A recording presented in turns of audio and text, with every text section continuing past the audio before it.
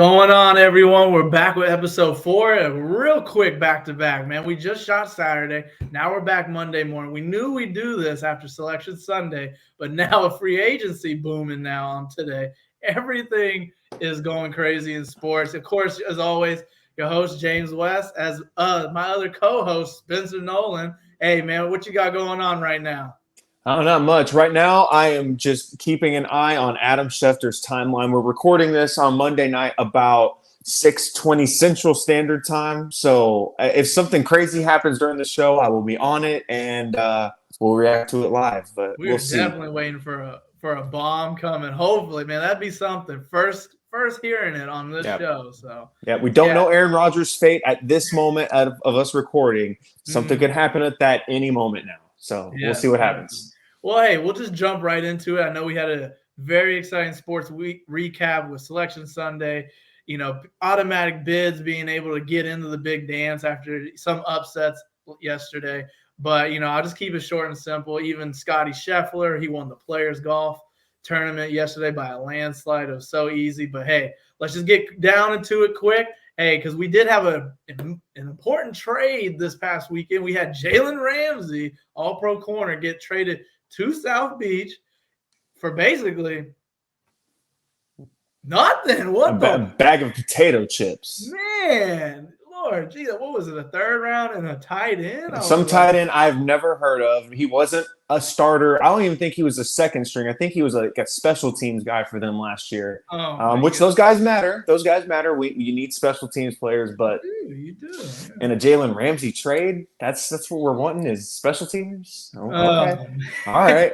I'm not a coach. I'm not a GM. I don't know, but man, only a third. I know. I thought at least maybe 2 seconds. You know, you might not get a first now these days with up there in age, but I mean, unless he's taken a humongous step back, which I'm not sure that he has. I admittedly didn't watch much of the Rams defense last year. So I don't know if he's the same guy he used to be, but he's got to still be up there. He's still, a capable player, I think. So only a third rounder. I even in the back of my mind kind of thought, as a Texans fan, I was like, would I give up 12 for Jalen Ramsey? I literally had that thought. I probably wouldn't. But I had that thought in my head, and so to see him only go for a third, if that's all it took, why didn't more teams get in on this? Why was Miami only the ones? Why were they the ones that got the deal done? I agree. Now, hey, seeing this move, hey, for the future for any teams, hey, just throw it out there. Hey, I'll take Lamar for a 6th-round pick. You want to get rid of him? Like, what's going on? I guess that's insane to me. I can't understand that. But that Miami team. That AFC East is looking AFC beast next year, man. It's looking tough. I know last episode I predicted Patriots to be 4. Now I'm very confident in that pick. But, hey, Spencer, hey, man, lead us on right now with the free agency that's been going on since this morning. I've been hearing a lot of people going one place, other people going here. What is what's been an eye catcher to you so far right now in free agency in day one? Yeah, things are happening. Things are happening by the moment. Before we start, I will just do a quick Adam Schefter refresh just to make sure I don't miss anything before I start talking. Okay, we're good.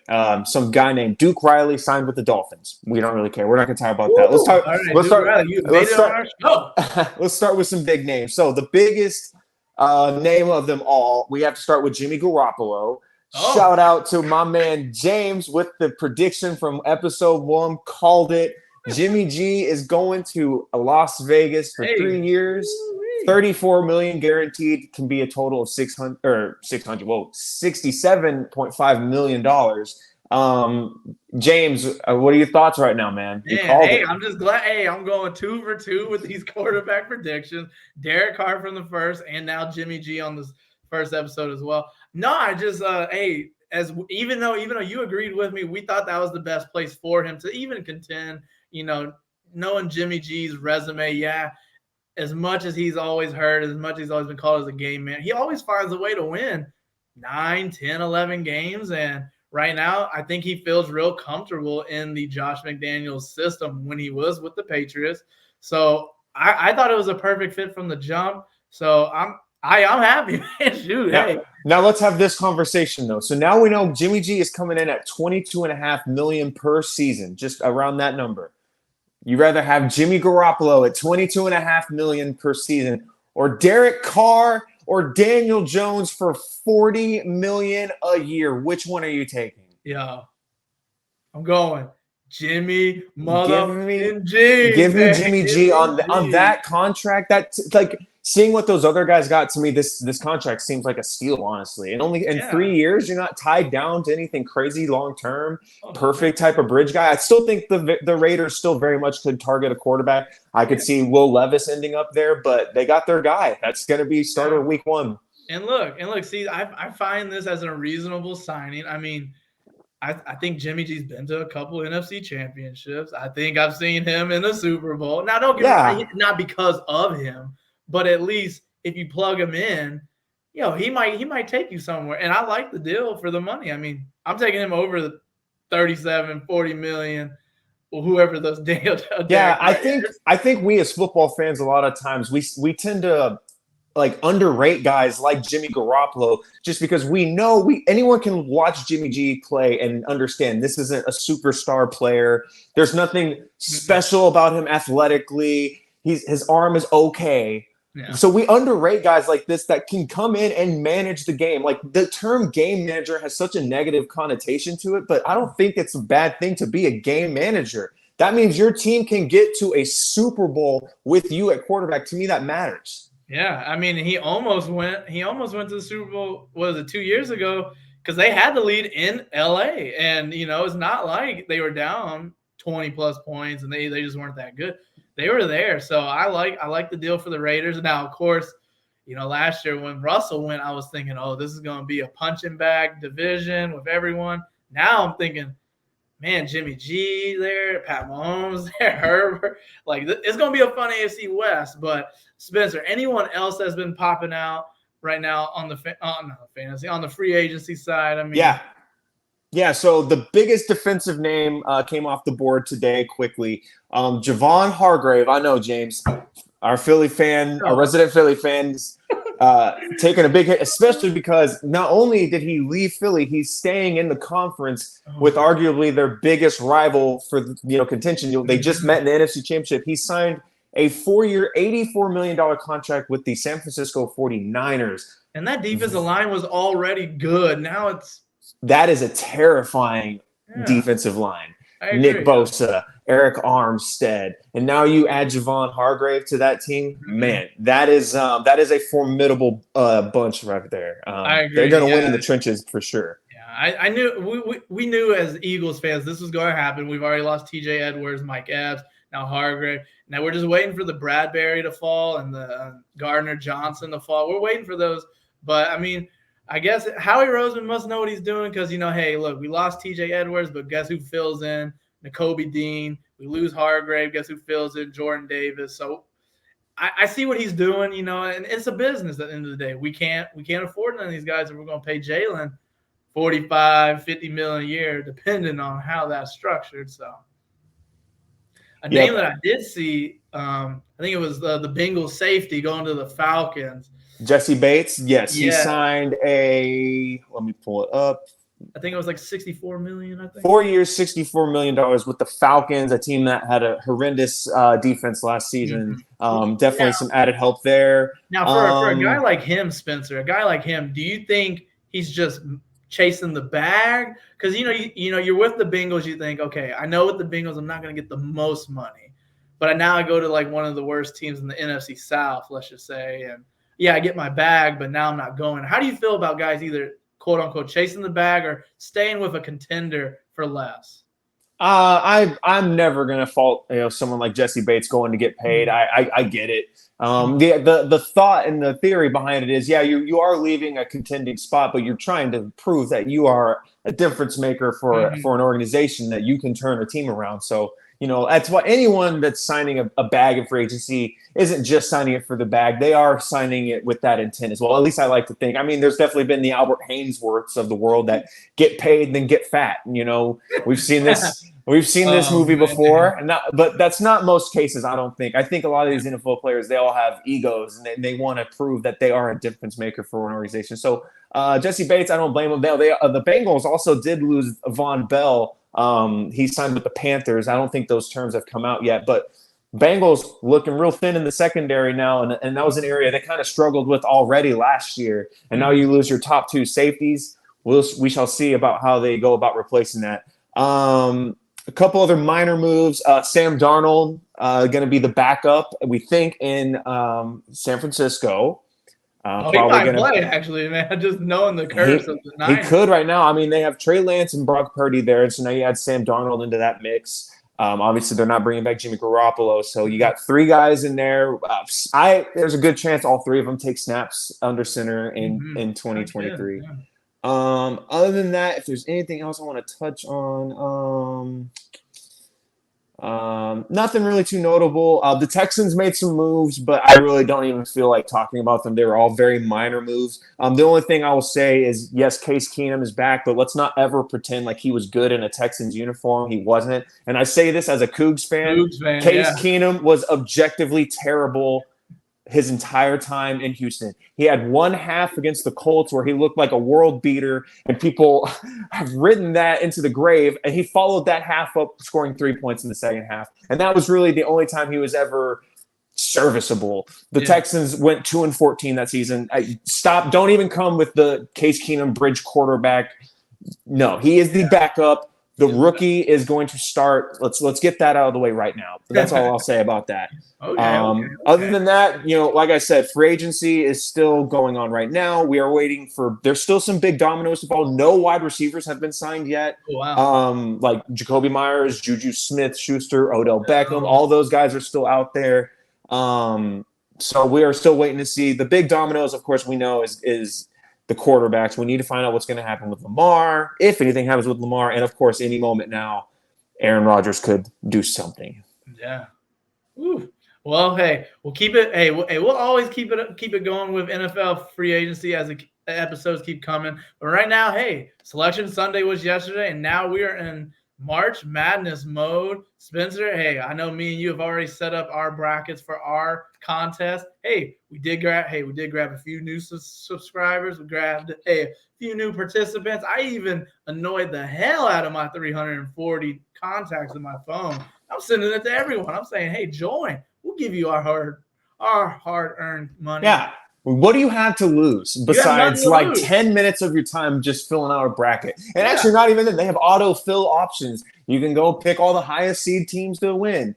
Man, yeah. No, right now, yeah. So right now we got the play-in games Tuesday and Wednesday. Nobody really pays real attention to them except the teams that are there. But all the games start on Thursday, 9 Eastern Pacific time, and then we'll have round 1 Thursday, Friday, and then round 2 Saturday and Sunday. Spencer, let's just go down through this bracket right now. I'm looking at the South region. Let's start with the South.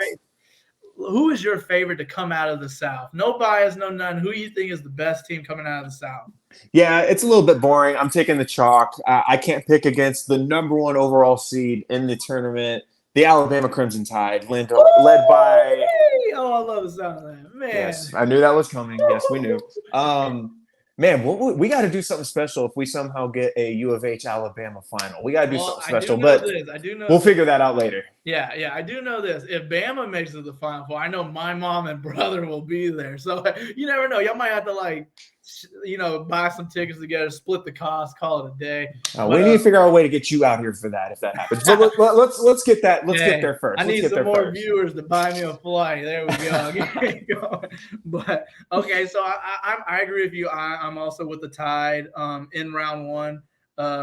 Basically, round 1 and round 2, the destination is in Birmingham, Alabama. So these are 2 home games. So as much as I thought Maryland or West Virginia could probably put up a fight, be more physical with the Tide, it's 2 home games for Bama. So I see them going in the Sweet 16 where now, Spencer, you tell me who's your biggest upset in the region, because I got one that I love. I got one that I love, and yeah, I think they might make it to the Sweet 16. I think you got to pick a team. There's every year, we talked about last episode, there's always 12 seeds that beat 5 seeds. And I really like the look of what Carlson has, but I also think, hang on, I also think San Diego State in the Mountain West, if you look at the Mountain West history in the tournament, they've been very, very bad in recent seasons. Mhm. I think they get over the hump this year. So I'm not going to pick against San Diego State. My upset pick is actually the game right below that. I like Furman to beat Virginia. Right now I have Virginia, but every time I'm looking at the betting lines and the odds, I'm looking at this and that, and I'm like, I'm about to pick Furman right now. Full disclosure, I literally just made this like 10 seconds before we started recording because I pulled up the betting odds and saw that Furman's only plus 190 underdog. What do they know? Vegas always knows something. And if I've learned anything over my betting career, it's that Vegas always knows something. If the line looks weird to you, you're not that smart. The Vegas knows something. I'm with you.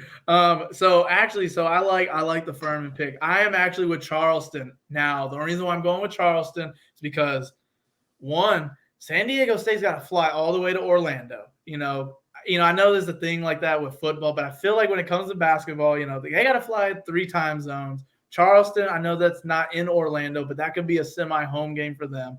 I love the way this team shoots the ball left and right. These guys have shooters. I watched them play a few times against like North Carolina A&T. No one we're going to really hear, but I mean, you go 31-3, you actually are doing something. This also reminds me of those like the Stephen F. Austin teams or the Sam Houston State team. They're a 13 seed, but they're like 30-2. And I'm looking at Charleston to win against San Diego State. And then right now in my original bracket, I do have them also beating Virginia because I think they can outscore them. But if it's them and Furman, I will probably go with Charleston as well, to where they would probably meet Bama in the Sweet 16. So that's me in the South region. Going down to the East, who is your favorite to come out of the East? Well, I can't go against one of my teams I said in the last episode was a team I was going to look out for. I'm going to stay consistent. I picked Marquette to come out of this region. I like it. Definitely. They got definitely the route to do that. I don't really believe in Kansas State as much. I think Providence beats Kentucky, and then I have that one as well. And then the road to the Final Four, I have them meeting up. Depending on, and like I said, I might switch this too because my favorite. We should have prefaced that earlier. That all of our picks. We are recording this on a Monday night. And me and you are both going to mess with our brackets a lot before now and Thursday. So our listeners, just take that for what it's worth. Yeah. Hey, this is like Stephen A. Smith. The list is fluid. It's fluid. These picks right now are fluid. Right now, hey, this is rough draft number 1. I'm about to start on 2 tonight, 3 tomorrow. Yep. Well, I'm going to have probably like 6, 7 by Thursday. But hey, can we talk about one thing? I want to know what your thoughts on what are the ethics of, like, okay, if you're in multiple bracket challenges, do you fill out the same bracket every time, or do you do multiple entries? Are you a coward? Oh, I fill out multiple entries. I don't do the same. Like, you are a coward. I know. And you are a coward. You know what's sad about that? Because I will agree with you about the coward thing, because one of those Come on, man, don't be a coward. One of those upsets will happen, and I'm like jumping out of my boots because I think it's the original one. And then I come back, the original's doing good, and the one upset I bet in the other one, trust me, I am that guy. Yeah. It's just hey. I don't like it. Because here's the thing. I know there's been people that have bragged about like them calling that upset. And then I'm like, oh, well, how many bracket challenges are you like, oh, I'm in 4. And it's like you're using the same one for each one. Like, no, I filled out a different one, so I have a better chance of winning. It's like, you don't get to call it then. You don't get credit for calling the upset if you call it. If you call it in 2 different brackets, you pick both teams to win. Yeah, you're gonna win one. Yeah, no. It's just cowardly. Fill out the same bracket everywhere. I'm gonna get fired up. Yeah, man. You right now, man. Shoot, you got me going. But no, I will admit I am like that. But I only do 2. I don't do like 3, 4, 5, 6. I think that's a little much. All right. But like I said, I will accept the coward. Right now. But hey, just promise me this: your main one, the one that you like trust the most, is going into the Wild West Sports Blog. The main one. Hey, I'm only doing one this year, and it's to win my money back. This is it. So no, out of the East for me, unfortunately, right now I have Purdue, but like I said, I think it's going to change because I think Memphis will beat them in round 2. And my biggest upset, hey, screw it. I'm gonna say it right now. All you Duke Blue Devil fans think y'all gonna get past the first round. Hey, until Oral Roberts shows up. I'm with you. I'm riding that pick with you. I'm with you, James. I've got them advancing past Duke. Yeah. Man, So I I got other upsets in this game. I'm with you. I have Memphis over Purdue in the second round. I would say that's probably my biggest upset pick of this bracket. But I also like Providence, and this is a bracket of upsets for me because I have Oral Roberts, I have Providence, and I have USC, the 10 seed winning. Well. Mm-hmm. Yeah, so that's going to be an inch. Yeah, my Elite Eight is Tennessee and Marquette in this region. Elite Eight, a lot of upsets. Elite Eight for me in this. Oh no, is it Elite Eight or Sweet 16? I got so in the Sweet 16 of the East, it'll probably be Memphis though. So I'll probably have Memphis, Oral Roberts, and I'm going upsets. I got Providence and I got Marquette, but I have Marquette beating one of their foes, and so. Moving on to the Midwest bracket. Let's talk about the Midwest. Oh man, I think everyone's gonna pick the Cougs if I'm mistaken. But I know right now, hey Spencer, as much as the Cougs are number one in this bracket, no one gives a crap. The only teams that anyone cares about right now is this Texas A&M Penn State game versus Texas and Colgate. Because we all know what we want to see in round 2. Give me that. I have the matchup. I have the 7 versus 2 matchup. You have to pick that in your bracket. That's a boring pick to pick Penn State or Colgate. Be for real. Everyone in the country knows they want to see Texas and Texas A&M. I want Texas and Texas A&M right now. But no, so on a serious note, I think the favorite in this is Houston. I think Houston will probably face Texas. But I think Houston prevails out of that. Now, of course, the groin injury to Sasser, I don't think it's that serious in round 1 against North Kentucky. Depending on how Iowa shoots the ball, I think Iowa defeats Auburn because Auburn I've always seen struggle scoring the ball unless it's the goddamn Tide they're playing. They freaking score anytime. Yeah, I got Auburn in that one only because I like the competition in the SEC more than the Big Ten. That was really. I don't really know much about the teams. Besides like their basic stats that are shown there. But I do know the SEC is a much tougher conference to play in than the Big Ten. Yeah, I agree. I actually have 2 crazy upsets. I got Kent State beating Indiana, and I got Kennesaw State beating Xavier. Yeah, we're definitely going to have to change our brackets up because we have a lot of the same picks. I have both of those picks as well. And I have – do you have you didn't pick Drake to win this one, did you? You picked the U. No, I did not. Yeah, I picked the U as well. I knew you would pick the U. Of course you picked the U. Yeah, but I will say I like Iowa State a lot. I really like Iowa State. Okay. I have them in the Elite 8, so we might differ there. I actually have Kennesaw actually upsetting them. because I when it comes to the Big 12, they've been so like this. And I don't know why I've been hating on Iowa State for a while now. And it's one of those things like once you fade them all the way. Yeah, you kind of have to. And then lastly, we're going to go to the West bracket. Who do you have as your favorite coming out? So my favorite, this is where, so if you're filling out your bracket, you cannot just put 1s and 2s completely. Yeah, no. That never happens. There's only been 1 year, I think, in the last like 20 years that the Final Four consisted of solely number 1s and number 2 seeds. I forgot. It wasn't too long ago. It was pretty recent, but it's very rare. There's always a team that messes up things. So it's nothing too crazy, but I actually have UConn, the 4 seed, coming out of this region. So what's crazy, man? So right now in my original bracket, I have them getting upset by Iona, Rick Pitino and all that crap. But then everyone on ESPN's got them in the Final Four. And then, of course, I was thinking to myself, when's the last time, UConn actually did anything in the tournament? And it was like, I think it was the year the Final Four was in Houston, and everyone loves UConn. And I was thinking to myself, like, man, maybe I should switch this up. But, man, right now, I'm not going to lie. I don't have UConn coming out of this. It might change. UConn is minus 450 for, let that be what it will. Minus 450. I think, kid you not, I have UCLA getting out of this bracket. Don't get me wrong. I know everyone's going to say Kansas, but it's hard to win a national championship 2 years in a row. It's hard. That was my thinking. Yeah, going back to back's hard. I don't think this team is. I don't get me wrong. I think this team's good, but you can't get blown out by 20 in the Big 12 title game. And if it was at UT, I'd be like, okay, home field advantage, whatever. But yeah, I don't know. It rubbed me the wrong way to lose by 20, even though no Bill Self, no, and I think they had a player out at the moment. But depending on how Arkansas looks for me, I might pick Arkansas to beat Kansas just because it's. But that's who I have in there right now. I have. Oh no, I'm sorry. Yeah, I have Arkansas in there, but I'm not gonna lie. I'm going back and forth between Arkansas and Illinois. I don't know why. It's the same two. It's the same two conferences I just talked about 5 seconds ago. But I don't know why I don't like Arkansas instead. But that's the beauty of March Madness is you ultimately get to a point where you're filling out the bracket. You're like, I don't even know why I feel this way. I just do. Yeah, like it's unreal. Now, right now, my biggest upset in this right now in the bracket I have is Iona beating UConn.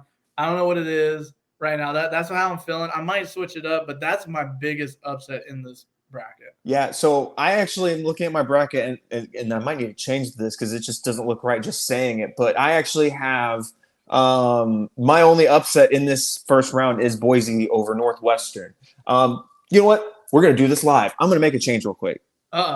I'm going to pick a 12 to beat a 5. The 12 seeds are annually big. I'm going to switch to VCU over St. Mary's. Okay, I don't mind. I don't mind for no other reason than just the vibes. Just vibes. That's it. That's all I got for you. That's the only analysis I have. I'm not gonna lie to you. Like right now, I don't have VCU beating St. Mary's, but like I said, I kid you not.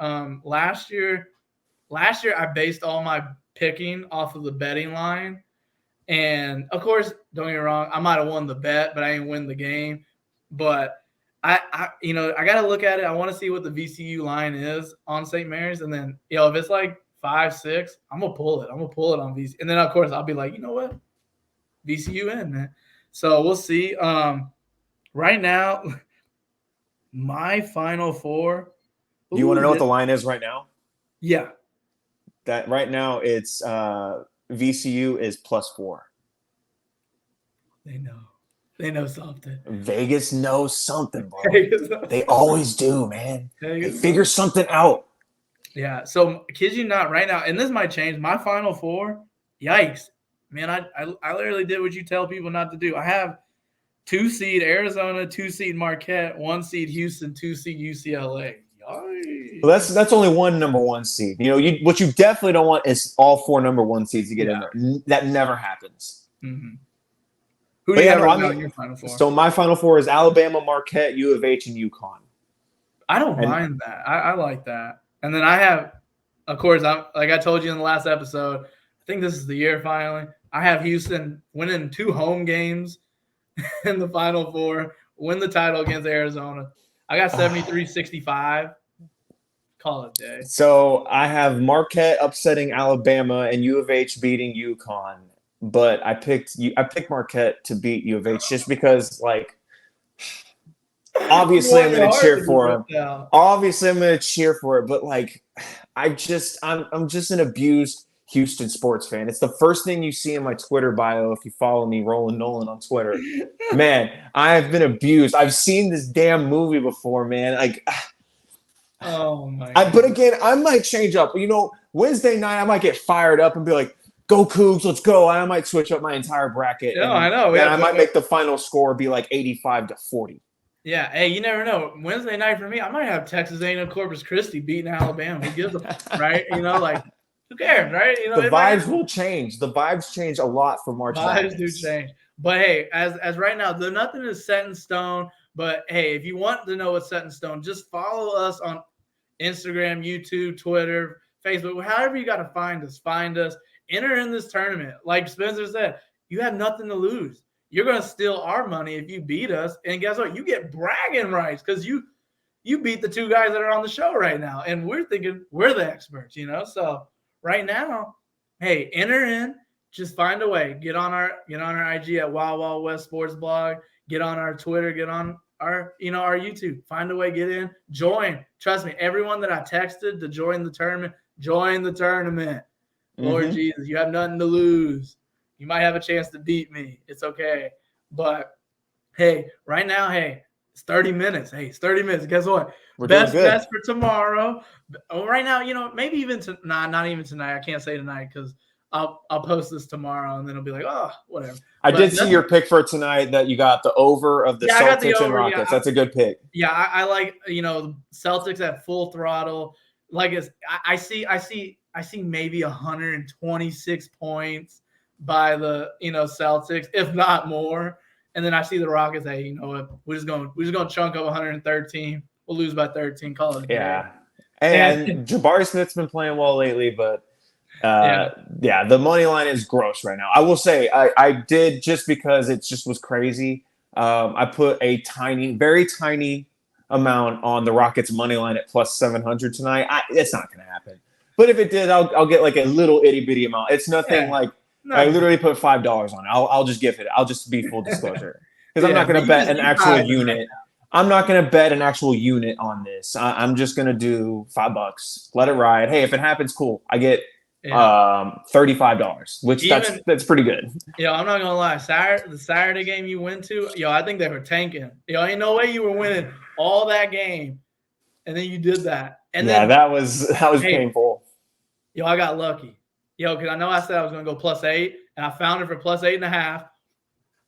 And they were shooting free throws at the end of the game. I was literally walking out with the person I was with. I was like, my buddy has this at -8. So, man, thank you for the half a point, man. Saves me in all my troubles. But no, Spencer, hey, let's go with the best for tomorrow, and let's go round 1 March Madness. Maybe just one pick, who you want in the first round. And then, hey, we're wrapping up, and then we'll probably be back either Thursday or even Sunday after round 2, depending on our schedule. So I'll give you one pick. I haven't really looked at the other line for Friday's games too much, but I said it earlier when we were talking about that region. I love Furman to get the upset over Virginia. Right now they're plus 190. I'm gonna hammer that. That's gonna be my bet. I'm gonna stake it on it. It's not the best odds for an underdog, but again, if Vegas is making a 13 seed plus 190, they know something. I like those odds of hitting. That's the one I'll give you. All right. So for me, I don't mind betting the playing game. So tomorrow I'm gonna go Texas A&M Corpus Christi money line, Mississippi State money line, and then the Wednesday game. As much as I want to go with Texas Southern, I'm gonna have to go with this Fairleigh Dickinson team. I feel like they're a little undervalued. And then I'm gonna go Arizona State. I listened to everyone crucify Nevada and Arizona State yesterday on the bracketology show. So, but they seem to like Arizona State a little more. And then Thursday, I'm not with you on the Furman, even though I might bet the Furman. But I'm going. I'm going the College of Charleston against San Diego State. I'm going the plus 5.5. Like I said, I like San Diego State coming 3 time zones over. I like Charleston coming on as a home team, 31-3. This team can shoot the ball, in my opinion. And plus, the last 10 games, they're 7-3 against the money line. They're 10-0 in their last games, even though San Diego State's 9-1 in their last 10. But I like this team. I like this team a lot. It'll be exciting. So as a wrap up to episode 4, hey, as always, hey, subscribe, follow us on YouTube, Instagram, TikTok. Even though, matter of fact, hey, it's a roast mode. Spencer, you need to get on the TikTok, man. God damn. I know. I got you, bro. I got you, bro. Said I'm done. So, I got you, bro. Everyone knows I'm holding this man responsible. I don't know how. The TikTok is coming. The TikTok is coming. There you go. It's this way now. Yeah. I'm holding this guy responsible. As always, hey, comment any questions you want. We'll try to answer. I think best case will probably be a Sunday night episode after round 2 is done. I'm hoping to get out to Sacramento Saturday for the round 2 games. Hopefully I'll see UCLA play, maybe Arizona play. Yeah, it'd be fun. Yeah, maybe they'll just coast on by in the West and the East regions. And hey, we'll never know. Hey, but as always, hey, Spencer, any last words before we go? Because I'm ready to wrap up. Yeah, we're good to go. Nothing happened with Aaron Rodgers. We're good to go. There's still nothing big happened yet. So let's get off before something crazy happens. All righty. Hey, everyone. Hey, thank y'all for watching. When y'all do, hey, Add the views, add the subscribers, add the followers. Hey, we'll be back soon. Hey, later.